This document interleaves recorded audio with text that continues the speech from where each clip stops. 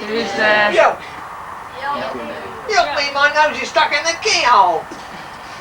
Knock, knock. Who's there? Ears. Ears. Ears looking at you, kid. Knock, knock. Who's there? Cash. Cashew. That's a good nut. No, no. Who's there? No. None. None of your business. Nearly at the end. Oh, well done. Hello. Who's there? One. One. Of these names. No. Who's there? Irish stew. Irish stew. Irish stew in the name of the Lord. With a cereal. We last camped in Charmouth, do you know, in 1987. Yeah. After a long absence, the treasure seekers returned to Charmouth. Some were keeping their heads rather low down as they walked through the village, in case they ran into some of the local girlfriends they used to have and forgot to write to them. We must find new ones! And some new jokes. We must, to bring us up to date. See, new girls up to date. Suddenly, along came Ken Peters with rolls of parchment. I keep the records, he said. I'm topping the charts. And I think I found the treasure map. It's in code. Looks like it's all in Chinese. Has the Chinaman come after being taken away and come back too from Timbuktu? What will happen now? Is this the end at the beginning? No, there's a lot of things to be dug up. It's one of these old jokes. Meanwhile, what has happened to Straker Bond? He has sent his twin brothers, Stuart and Matthew, to help in the search for the treasure. Let's have a look at that chart, said Captain Simon Evans. Suddenly, they heard it. Oh, whoa, 3 times whoa. Oh, it's very sad. Oh. No, sadder than that. Oh. What's in place now? That teaches me, won't it? It was the old soothsayer, Steve Burton, who hasn't arrived yet. Has he? No. Oh well. Tomorrow morning. I bring tidings, he said. I've had enough tidings. What about some news, said Captain Evans. Well, he said, it's all in the papers. What, said the lamplight to Burton. What is? Fish and chips, he said. Now, not too far away from that old joke, Helen Burton, the canteen keeper of the truck shop, was looking into her tent to see what was in store when suddenly they heard it. Un, da, two, contre-attack. It was the French Count. Dracula's evil cousin. How's that for something new? See, it's French this time. French. Will he succeed this year? Or will our lovely Lady CO strike him with an arrow? Fool, said the Count. That was a narrow escape. What will happen now? Will we get some big names, such as Dominic Darby Allison or Christian Ross Hamilton, to sponsor our dig? What will happen to Skywalker and the Phantom Menace? Skywalker and the Phantom Menace? How many get in there? Oh well. Skywalker and the Phantom Menace. Will Tim or Richard Cottrell the station? 2 names there. Got them in, yeah. Will the Night Walkers, not the Skywalker, will the Night Walkers, we know who the Night Walkers are, don't we, gentlemen? Yeah. Will the Night Walkers meet the horned monster? Will the flag be flown the right way up? I see the Reverend Gentleman saved a lot of faces by putting it the right way up. Starting to save things already. What will happen now? Listen on Monday, when all will be revealed. Also, it overlooks the River Char, which is used for making camp tea. Yeah. Charmouth is famous for its old fossils, and one of them started the cereal off on Saturday. Thank you. But my ideas about the cereal changed Saturday evening, because in the cookhouse I spied Dave Crocker, Simon Evans and Tim Sparks surrounded by 5 gas stoves dotted all around the cookhouse.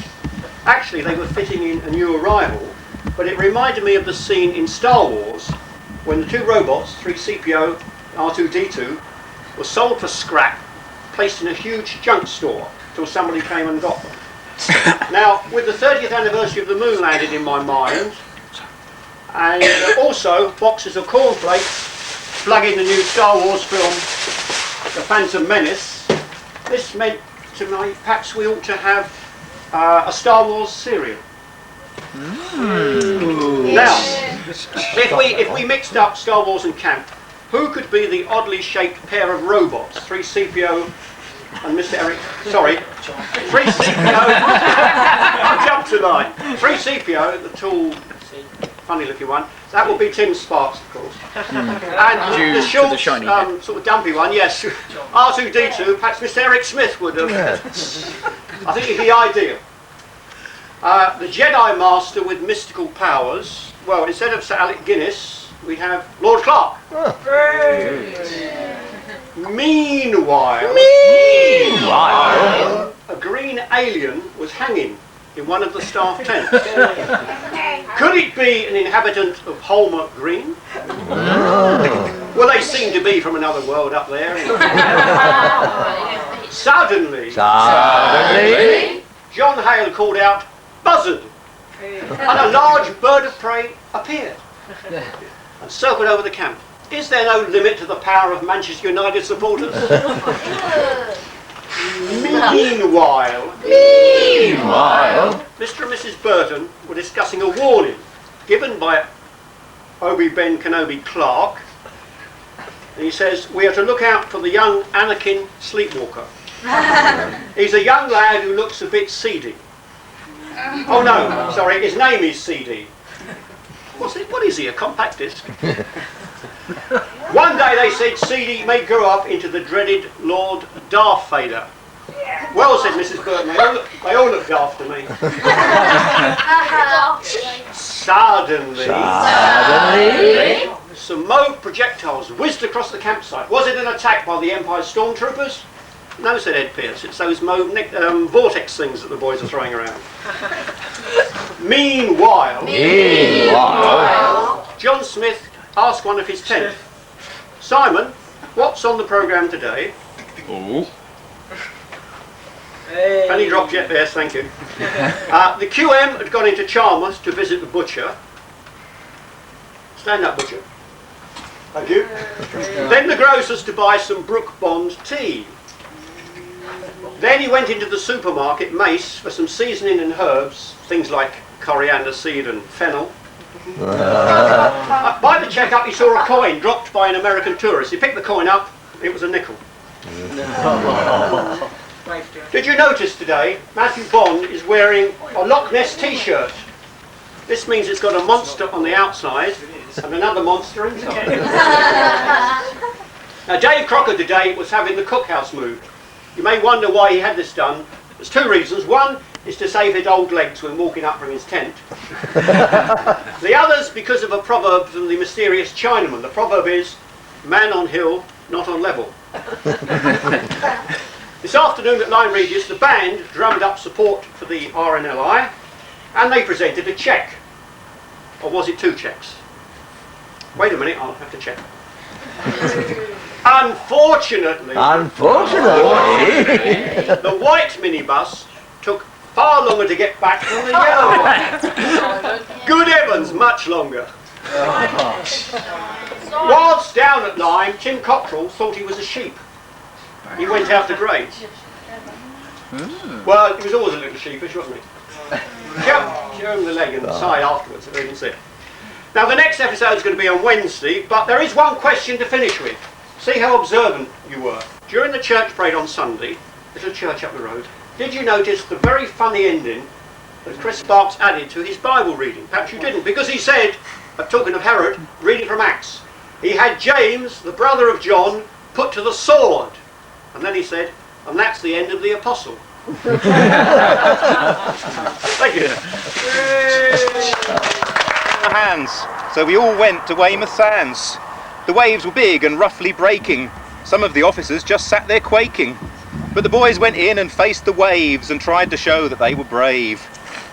The Red Arrows team were on later that day, so we rushed back to see the display, which sorted out those who weren't fit, because climbing the hill made them grumble a bit. The flying display was really smart. Miss Smith went, ooh, when they made a love heart. We let her be soppy and it was okay, because Tuesday just happened to be her birthday. Later that night we did some more sport and went to bed shattered, like good campers ought. Now Wednesday was sunny and decidedly hot, so Mr. Peters made everyone play football a lot.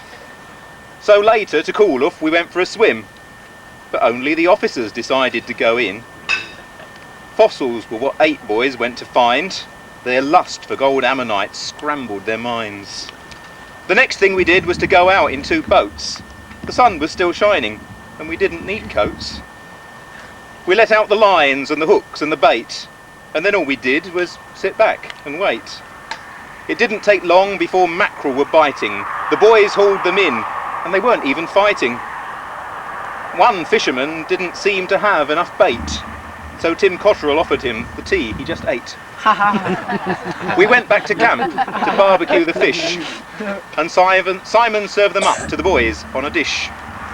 And that is the end of a busy 48 hours. And I conclude with advice. Boys, please use the showers. Just like this cereal. Suddenly, they saw sparks. Chris and Tim. What are you doing? Said the captain. We're trying to strike it rich, they said. We've been digging at the end of the field and we're feeling rather blue. Meanwhile, the sea was getting up rough, just like tent 2. That's funny, said the captain. Well, said Bosun Burton. It's the only thing that is. On the other hand, said the captain, I've got 5 fingers. Suddenly, the Chinaman appeared. It was Lou Chain. He had a lot of pull. I want to stay here tonight, he said. All right, said the captain, stay there. No, I want to stay here and have a lurk. Then the fennel commenced.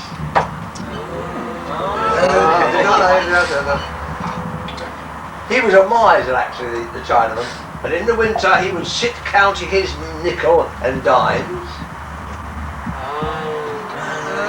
with just one small candle. And if it was very cold, he'd light the candle. But what has happened to Nightwalker and the Phantom Clements? And who is the lady in cap who is really Queen Alamanda? And what about the Federation Force? Will they butcher and make the apple crumble? And why haven't we heard about Joshua Maguire? And a hail from John. Who asked what's on Smith? What's on Simon? Sorry, who asked what's on Simon? Nothing, said Matt Yates. Not to mention Steve Stewart, who I won't mention. Or David. He's a clerk. He's also called Barrow, but that's a pen name. What about our cook? Has he been fleeced? Listen, next year all will be revealed, and the final poem of the year is so. It's goodbye for now for the captain and crew. We've had lots of meanwhiles, and certainties too.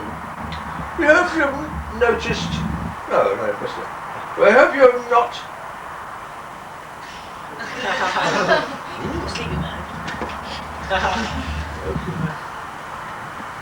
I wrote this in the thought. Anyway. Doesn't matter. We hope you haven't noticed. You haven't been any rain. Something like that. Next year we'll be in camp again. That's lovely.